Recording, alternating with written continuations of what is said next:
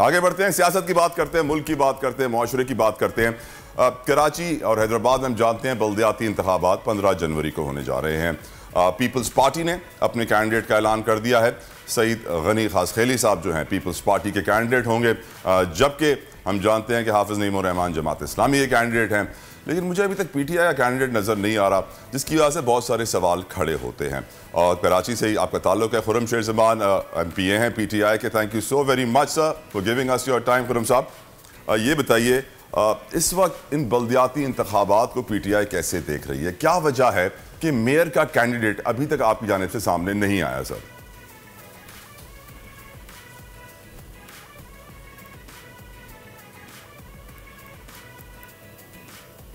खुर्रम साहब, can you hear me? Right, हम अपना वापस कर रहे हैं उनसे रब्ता। लेकिन यकीनन ये सवाल बहुत इंपॉर्टेंट है, क्योंकि हम जानते हैं कि इस वक्त अगर कैंडिडेट्स का मुकाबला हो तो हाफिज साहब जो जमात इस्लामी के कैंडिडेट हैं उनसे ऊपर इस पर कोई नज़र नहीं आ रहा। उन्होंने जिस तरीके से कैंपेनिंग की है, कंटिन्यूस कैंपेनिंग की है, 3-4 महीनों से इलेक्शन डिले हो रहा था, तो हुआ ये कि जितनी भी रिसोर्सेज थी मुख्तलिफ कैंडिडेट्स के पास, एक हद तक ही पैसे होते हैं इलेक्शन पर लगाने के लिए, तमाम तर वो ख़त्म हो जाते हैं। अब 3 महीने डिले हो गया तो अंदाज़ा कीजिए 3 गुना उन्होंने खर्चा कर दिया। अब इलेक्शन सर पे आ गया, हर कोई कह रहा है भाई अब खर्चे की गुंजाइश नहीं है, बहुत मुश्किल है। क्योंकि इलेक्शन पाकिस्तान में देखा यही गया है कि ये मनूवर करना उसको बहुत आसान होता है, ताकत का इस्तेमाल किया जाता है, कहीं कायदे आज़म का इस्तेमाल किया जाता है, कहीं हॉर्स ट्रेडिंग होती है, सेनेट के इलेक्शन से लेके नीचे लोकल बॉडीज़ के इलेक्शन तक, तमाम तरह इलेक्शंस में हम ऐसी बातें सुनते हैं, ऐसी खबरें सामने आती हैं और उनके बारे में कुछ किया नहीं जाता है। खामोश तमाशाई बनकर एक कान से डाल के दूसरे कान से निकाल दिया जाता है। खुर्रम शेर ज़मान साहब, thank you so very much, आपने अपना कीमती वक्त हमें दिया। सर ये बताइए कौन है पीटीआई का मेयर का कैंडिडेट? क्योंकि हम देख रहे हैं पीपल्स पार्टी ने भी अपने कैंडिडेट का ऐलान कर दिया है, जमात इस्लामी ने भी कर दिया है, पीटीआई की जानिब से नहीं आया, क्यों सर? अच्छा, मैं सबसे पहले आपकी तारीफ करूंगा कि आपने अपने शो स्टार्ट करने से पहले अल्लाह और रसूल की बात की। थैंक यू सर, खुशी हुई। थैंक यू अच्छा सर जी, दूसरी चीज ये है कि बिल्कुल पीटीआई ने अपना कैंडिडेट फाइनल कर दिया। इमरान खान साहब ने नाम फाइनलाइज कर दिया है। अब अनाउंसमेंट रह गई है, अब इसके बारे में मैं आपको कुछ कह नहीं सकता हूँ कि कब तक होगी, लेकिन फाइनलाइज कैंडिडेट हो चुका है। पार्टी शायद बेहतर समझती है इस बात को कि इस वक्त अनाउंस करना बेहतर नहीं रहेगा और रिजल्ट के बाद अनाउंस किया कितना चैलेंजिंग है सर आपके लिए इलेक्शंस? नहीं, देखें, हम बड़ा कॉन्फिडेंट है इस वक्त, क्योंकि आप इस बात को जानते हैं कि कराची शहर पूरा इमरान खान के साथ है। इनफैक्ट पूरे पाकिस्तान में जो शहर सबसे ज्यादा रिस्पॉन्स करता है इमरान खान को, वो कराची शहर है।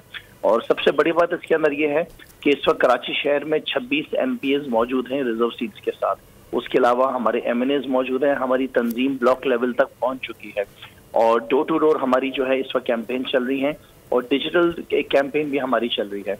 और मैं इस बात पे बड़ा यकीन रखता हूं कि 15 जनवरी को जो इलेक्शंस होंगे इसमें मेयर पीटीआई का आएगा, कराची से इमरान खान का आएगा। और इस सिलसिले में आज या कल मेरे ख्याल से इमरान खान साहब का एक बयान भी आ जाएगा, एक वीडियो बयान भी आएगा कराची आइट्स के लिए। और देखिए, मैं आपको सबसे बड़ी बात बताऊं, इम्पोर्टेंट चीज ये है कि वो सारी सियासी जमातें इस वक्त जो मैदान में हैं, वो हैं जो कि पास्ट में नाकाम हो चुकी हैं, वो डिलीवर नहीं कर सकी हैं। पीपल्स पार्टी ने पूरी कोशिश की इलेक्शन से भागने के लिए, इनके साथ इनके इत्तेहादियों ने पूरी कोशिश की भागने के लिए, लेकिन अल्हम्दुलिल्लाह अदालतें मौजूद हैं जिनका प्रेशर इलेक्शन कमीशन के ऊपर था, जिसकी बुनियाद के ऊपर इन्होंने अनाउंस कर दिया कि इलेक्शन 15 तारीख को हो रहे हैं। 15 जनवरी का इलेक्शन तमाम सियासी जमातों के लिए पाकिस्तान तहरीक इंसाफ जो है उनकी सियासत के ताबूत के अंदर एक आखिरी कील साबित होगा। ये मैं आपको बहुत यकीन से बता रहा हूँ, आप इसको लिख सकते हैं। मेजॉरिटी ऑफ द टाउन्स के अंदर Pakistan Tehreek Insaf on the basis of free and fair election जो है वो कामयाबी हासिल करेगी। 2018 के जब इलेक्शंस हुए थे, इमरान खान साहब ने अपने जलसों में कहा था कि अगर फ्री एंड फेयर इलेक्शंस होंगे तो हम कामयाब होंगे। अब मैं आखिर में आपको एक बात बताना चाहता हूं कि इस वक्त इनके 3 प्लान्स हैं, plan A, plan B and plan C. Plan A इनका ये था पोस्टपोन कराएंगे, प्लान इनका बी ये है कि ये बायकॉट करेंगे। अब ये पोस्टपोन भी नहीं हुआ, अगर ये बायकॉट नहीं करेंगे तो इनका प्लान सी है, ये है कि इलेक्शन में दबा के रिगिंग करेंगे, ठप्पे मारेंगे, अपने पुराने अंदाज में इलेक्शन चलाएंगे। इसी वजह से हमारी ये डिमांड है कि इलेक्शंस के पोलिंग स्टेशन के अंदर और बाहर अफवाज पाकिस्तान खड़ी हो, रेंजर्स खड़ी हो, जिस तरह फ्री एंड फेयर इलेक्शन 2018 में हुए थे उसी तरीके से इलेक्शन जो है वापस कराए जाएं।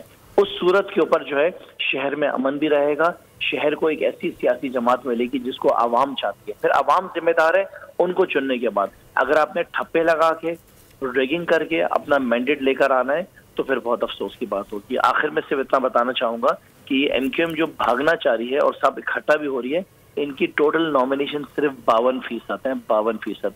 तहरीक इंसाफ ने 246 यूसीज में से 241 यूनियन काउंसिल्स में अपने कैंडिडेट खड़े किए हुए। नंबर 1 नॉमिनेशन है पीटीआई की, और एमक्यूएम की 4th पोजीशन है।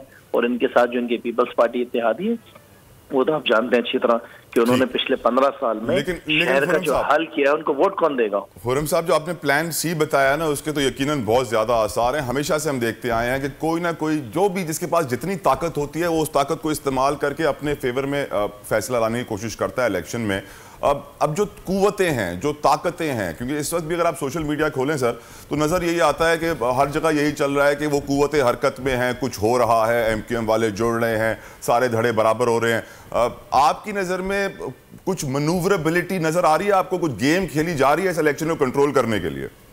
देखें, जिसको जो कहना है वो कहे। मेरा इस बात पे बहुत यकीन है कि हमारी अफवाज पाकिस्तान, हमारी इस्टेब्लिशमेंट इस मुल्क के लिए, इस मुल्क की खातिर है। मैं इस बात पे यकीन रखता हूँ कि जो नया निज़ाम आया है वो पाकिस्तान के लिए आया है, वो पाकिस्तान की बेहतरी के लिए आया है। पाकिस्तान के अंदर कोई भी ऐसा गलत काम वो नहीं होने देंगे। देखें, इनका तो और कोई चारा नहीं रहा इकट्ठा होने का।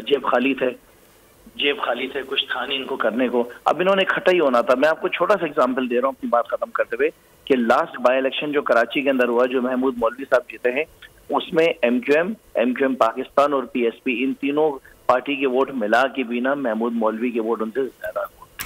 तो इनका कोई फ्यूचर नहीं है। कराची वालों ने उस सियासत को मुस्तरद कर दिया जो बोरीबंद लाशों की सियासत थी, जो भत्तेखोरी की सियासत थी, जो जलाओ घिराओ की सियासत थी, जो शहर में हड़तालों की सियासत थी।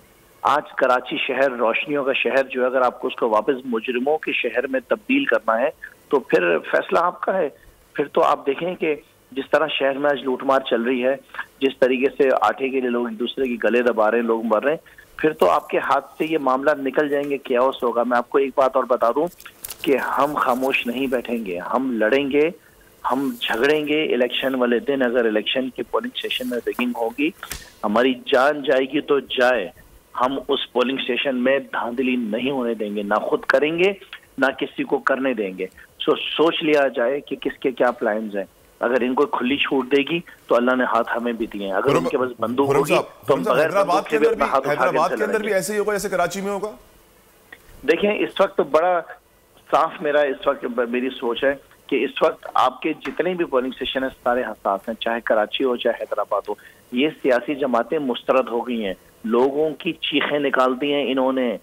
पेट्रोल हो, डीजल हो, बिजली हो, गैस हो, मुर्गी हो, सब्जी हो, गोश्त हो, आटा हो, लोगों ने तौबा करी है। लोग कह रहे हैं हुकूमत के पास इलेक्शन के पैसे नहीं है।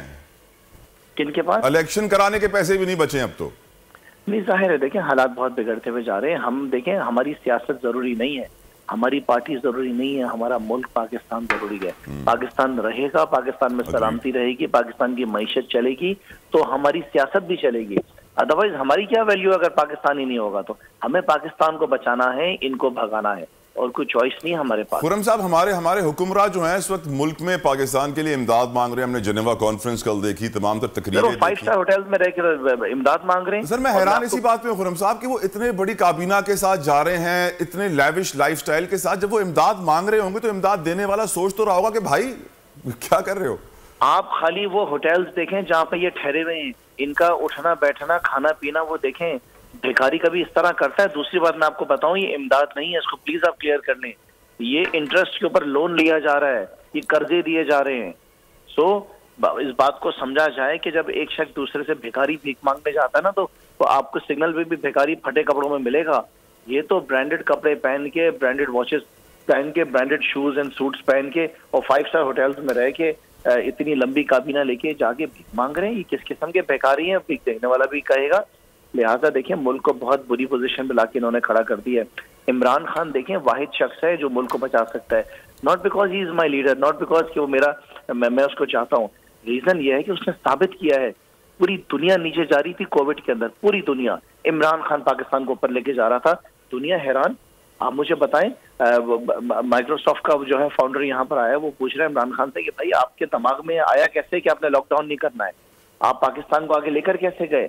आपके मेरे जिस्म में इस वक्त जो कोविड की वैक्सीन है वो इमरान खान की दीवी है, वो पीडीएम की दीवी नहीं है। यहाँ तो कुत्ता अगर हमें कराची में काट जाए तो रेबीज की वैक्सीन नहीं है। सो अल्लाह ताला ने हमें एक ये तोहफा दिया है, इसको हमने संभालना है, इसको बचाना है, इसको मुल्क की क़यादत की कुर्सी के ऊपर ला के बैठाना है। खुर्रम साहब, आखिरी सवाल खुर्रम साहब, सवाल मेरा यह है कि कुछ मेरे ज़राए तस्दीक करते हैं कि अब इमरान खान साहब को, कप्तान को, वज़ीर आज़म बनने का शौक इतना नहीं है जितना मुल्क बदलने का शौक हो गया। वो कहते हैं कि भले मुझे वज़ीर आज़म ना बनाओ लेकिन मैं मुल्क को अब बदल के छोड़ूंगा। वुड यू, आप तस्दीक करेंगे सर?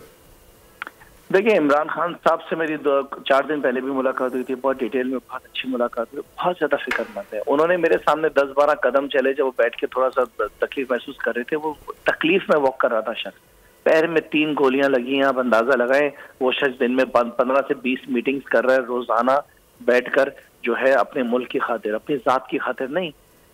उसकी फैक्ट्रीज नहीं है, उसकी मिल्स नहीं है, उसकी इंग्लैंड में, यूएस में, दुबई में प्रॉपर्टीज नहीं है। क्या उसे कुर्सी का शौक है सर? सॉरी, क्या कुर्सी की लालच है यहाँ पे? नहीं, मुल्क की लालच है। इमरान खान को मुल्क की लालच है। इमरान खान को मुल्क को बचाने की लालच है। इमरान खान को पाकिस्तानियों को बेहतर जिंदगी देने की लालच है। इमरान खान को पाकिस्तानियों को बेहतर मुस्तकबिल देने की लालच है। बहुत बहुत शुक्रिया, बहुत बहुत शुक्रिया खुर्रमशेर ज़मान साहब। 2022 बहुत सारे तोहफे भी देखे गया पाकिस्तान की आवाम को। पाकिस्तान की आवाम को एक तोहफा ये दिया कि आवाम को पता चल गया कि पाकिस्तान का मीडिया क्या है। साल 2022 में सबसे ज्यादा देखे जाने वाला चैनल बोल न्यूज रहा नंबर 1। हमने बहुत सारे शोज और ट्रांसमिशंस की, पूरा साल मुसलसल जदोजहद में निकल गया कि ये वोट ऑफ कॉन्फिडेंस के पीछे कौन लोग थे। तोड़े रेटिंग के सभी रिकॉर्ड। सोशल मीडिया पर भी सबसे ज्यादा तेजी से 2.4 बिलियन व्यूज का संगे मील अबूर किया। एंकर्स को भी आवाम में सबसे ज्यादा मकबूलियत मिली और सोशल मीडिया पर भी बोल रहा सब पर भारी। सब्सक्राइब करें और बेल दबाएं ताकि कोई खबर रह न जाए।